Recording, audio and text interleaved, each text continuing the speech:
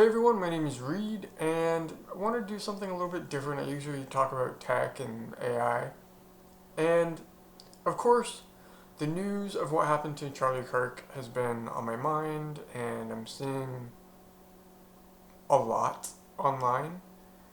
And I don't know what the answer is to the fact that I'm seeing so much division and an inability for people to be able to understand a different perspective.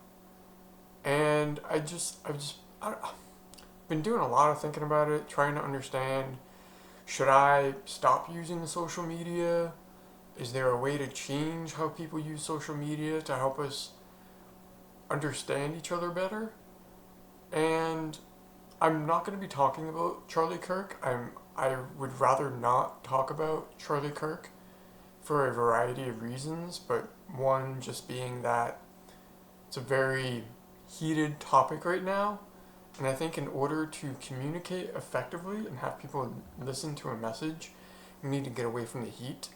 We need to get to more cooler temperatures where it's more comfortable for people to engage in different ideas. And the thing that I really want to talk about is how do we get people to communicate more effectively with one another? And something I've been looking at is this idea of debate, right? So when you debate, you show up to the debate with a willingness to understand someone else's perspective, to ask them questions and learn from them, and then to go back and look at evidence and facts and to reconcile the two and make sense of it. Well, social media gets a lot of flack for good reason, but the way I've been thinking about it recently has been different, and I'm not really sure that people talk about this enough, or they're not articulating it in a way that just it made more sense to me. So yes, algorithms are the problem, and algorithms are creating a situation where you have groups of people who are fed different realities. And I thought of a good analogy to this. Like I think everybody knows this. Everybody knows that if you engage with a certain type of content, then the algorithm registers, oh, this person likes this content. I'm going to keep giving them that content. But here's where it gets really interesting, really dangerous. Dangerous, not interesting, dangerous. You have two different groups of people who are fed two different opposing realities. And the realities are so ingrained in their minds that they cannot even open up their minds to the possibility that there exists a different reality. So when you get someone saying that, oh, a certain person believes X, believes Y, another group of people cannot see that that can be possible because they have their own reality that the algorithm has been telling them is true, because that's all that they see. And it's almost like the analogy that I came up with is like before technology, before we had the internet and transportation, we lived in tribes in different locations of the world. And every tribal group had a different reality. They had a different way of thinking. They had a different god for their religion. They had a different food that they would eat, music that they would listen to. Their lives were completely different. Their environment was completely different. They were in completely different realities, facts of what is real and true to them. And then when they would meet a different tribe, they would go to war. They would fight. They would kill each other because their realities were so different.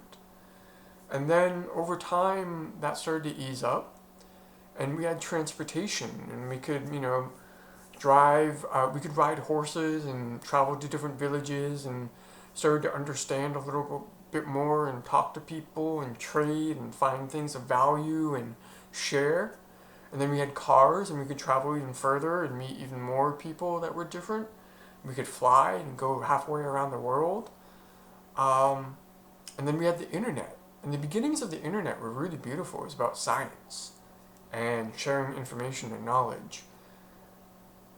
And then we got social media and we got algorithms that instead of sharing knowledge, sharing different ideas, it ingrained in people their own narrow view of what is true and what is real. And so now we're going back in time. We're going back to the world of tribalism and different people living in different realities and fighting over what they believe is true. And so this is the difference that I just thought of in the past few days. And it's like, it's not even, it's not an easy problem to solve. Like, how do you change someone's reality when that's all that they know, you know? So I don't know what the answer is. And that I've seen some people who will, say that they need to block certain people on social media, or even Twitter has this new thing. Well, I don't know if it's new, but I never knew of it before. But on Twitter, X, you can mute words. So if someone's talking about a certain subject or a certain person, you can mute that word and not see it. And I'm kind of like, on the one hand, it's very tempting to do that, yes. But on the other hand, is that good for society? Won't that just further ingrain people's views of what is true and real? I had never heard of Charlie Kirk before the events happened. Maybe I saw like a few videos online. I didn't really recognize his face at first. What I recognized was the desk and the tent. So I really did not know this person before this happened. Was that good that I didn't know about this person? I wasn't fighting against the ideas that I've heard him say. I wasn't fighting against that. I was allowing it to persist. And is that good? Is that good to mute words online? To mute people that you don't like? If we want a truly connected world with a free flow of ideas, and to love one another and feel safe in a global community, is that the right thing to do? To mute words and mute people? I don't know. And then the other answer is to not use social media. And then what? You just engage in your local community and you become a tribe with your local community. And you don't get exposed to other ideas unless you read books. But then those books are also,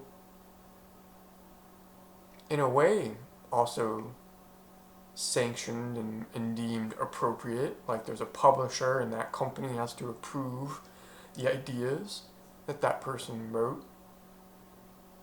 So I don't really know what the answer is.